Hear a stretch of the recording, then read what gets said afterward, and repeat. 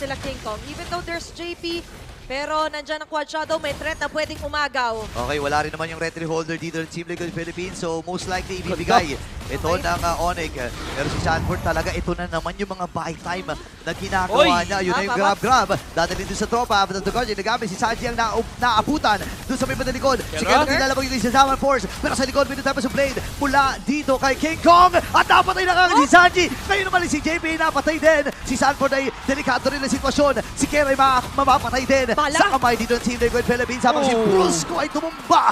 Ito na yung habulang nagaganda. Para conceal para dito kila JP. Sino nga ba ang kanilang aabutan? Brusco, Brusco sa likod. Nasa likuran na natondan siya dito habang may Summer Force na upo. Dalawa kagad na patay. King Kong dito ay nagwawala With the na. ground. Diversion play sa may Winter Crown. Pero mapapatay pa rin siya. Then super. Nasasalo niya lang yung mga Rhapsody dito. Pero yung Lord ay nakuha ni Carlito. Dami sa play na nagamit na nga rin. Pupuruhan natin din si Sanford. Namatay na nga kagad. Kera dito ay kailangan na ring umatras.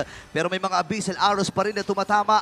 Diversion, Pero may diversion. play Diversion. sila na niluto dito. Hindi ata alam. Ayun, buti na lang. Atras na nga lang din. Pero, op.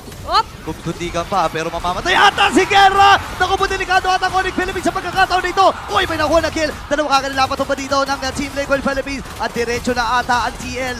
Yung Lord ay nandun pa. Clear wave ay open pa para din sa Onyx Philippines. At diretso na ang Team Liquid Philippines. At makikita na nga ata natin ang bagong kakatawan